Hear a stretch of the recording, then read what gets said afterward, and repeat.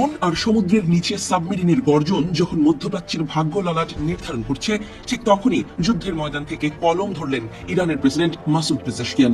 মার্কিন জনসাধারণের উদ্দেশ্যে লেখা এক আবেগপূর্ণ ও রণকৌশলী খোলা চিঠিতে তিনি এক চরম সত্যকে সামনে নিয়ে এসেছেন। যুদ্ধের বিভীষিকা যখন দুই দেশের দরজায় কড়া নাড়ছে, তখন এই চিঠিটি কেবল একটি রাজনৈতিক বার্তা নয়, বরং ইতিহাসের এক নাটকীয় মোড় হিসেবে দেখা দিচ্ছে। পেজেশকিয়ান তার চিঠিতে খুব স্পষ্ট ভাষায় জানিয়েছেন, ইরানের কোনো শত্রুতা নেই মার্কিন সাধারণ মানুষের সাথে। তিনি লিখেছেন, আমরা আপনাদের শত্রু নই, আমাদের ক্ষোভ কেবল ওয়াশিংটনের সেই আগ্রাসী নীতির প্রতি যা দিনের পর দিন সাধারণ মানুষকে যুদ্ধের দিকে ঠেলে দিচ্ছে। এই বার্তার মাধ্যমে তিনি মার্কিন প্রশাসন ও সে দেশের জনগণের মধ্যে এক অদৃশ্য দেয়াল গড়ে তোলার চেষ্টা করেছেন। প্রেসিডেন্টের এই চিঠিতে ফুটে উঠেছে 1000 বছরের প্রাচীন সভ্যতার আত্মবিশ্বাস।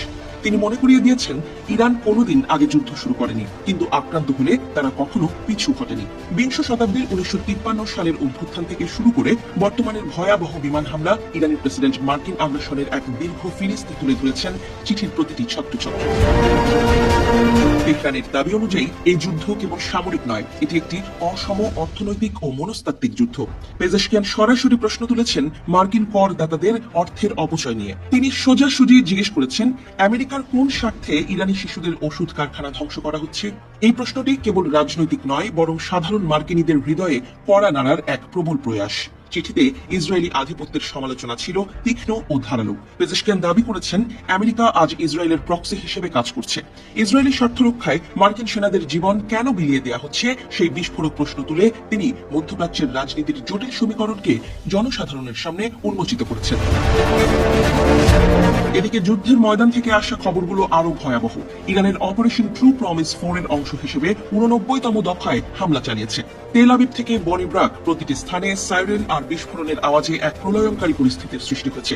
যুদ্ধের এই দহন যখন তুঙ্গে, তখনই শান্তির ললিত বাণী সম্বলিত এই চিঠি অদ্ভুত এক বৈপরীত্য তৈরি করেছে। অন্যদিকে মার্কিন অভ্যন্তরেও বইছে পরিবর্তনের হাওয়া। জো কেন্টের মতো উচ্চপদস্থ কর্মকর্তাদের পদত্যাগ ওয়াশিংটনের অস্থিরতাকে বিশ্বের সামনে স্পষ্ট করে দিয়েছে। সাধারণ মার্কিনীরা এখন প্রশ্ন তুলছেন এই যুদ্ধের প্রয়োজনীয়তা নিয়ে। পেজেশকিয়ানের চিঠি ঠিক সেই ক্ষোভের আগুনে যেন ঘৃতাহুতি দিয়েছে। হরমুজ প্রণালী বন্ধ হয়ে যাওয়ায় ইউরোপের জ্বালানি বিলে যে $16 বিলিয়ন অতিরিক্ত বোঝা চেপেছে, তার উল্লেখ করে প্রেসিডেন্ট বিশ্ব অর্থনীতিকে এক ভয়াবহ সতর্কবার্তা দিয়েছেন। তিনি বুঝিয়েছেন, ইরানের ওপর আঘাত মানে কেবল একটি দেশের উপর নয়, বরং সারা বিশ্বের স্থিতিশীলতার উপর আঘাত। পেজেশকিয়ান তার চিঠিতে ইরানের অভূতপূর্ব উন্নয়নের চিত্রও তুলে ধরেছেন। অবরোধ আর হামলার মাঝেও কিভাবে দেশটির সাক্ষরতার হার বেড়েছে এবং প্রযুক্তিতে ইরান এগিয়ে গিয়েছে তা উল্লেখ করে তিনি বুঝিয়েছেন যে বোমা বর্ষণ করে একটি জাতিকে কোনোদিন পাথর যুগে ফিরিয়ে নেওয়া সম্ভব নয়। চিঠির শেষ অংশে এক নাটকীয় পরিণতির ইঙ্গিত দিয়েছেন ইরানি প্রেসিডেন্ট। তিনি লিখেছেন, ইতিহাসে অনেক আক্রমণকারী এসেছে এবং গেছে, কেবল তাদের কলঙ্কিত নাম টিকে আছে।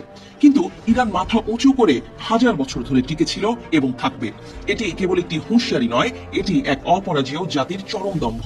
বর্তমানে বিশ্ব এক অনিশ্চিত সন্ধিক্ষণে দাঁড়িয়ে। পেজেশকিয়ান খোলাখুলি আহ্বান জানিয়েছেন মার্কিন জনগণকে সত্য অনুসন্ধানের জন্য। মিথ্যার জাল ছেড়ে যারা ইরান ভ্রমণ করেছেন বা ইরানি মেধাবীদের সাথে কাজ করেছেন, তাদের কাছ থেকে আসল সত্য জেনে নেওয়ার পরামর্শ দিয়েছেন তিনি।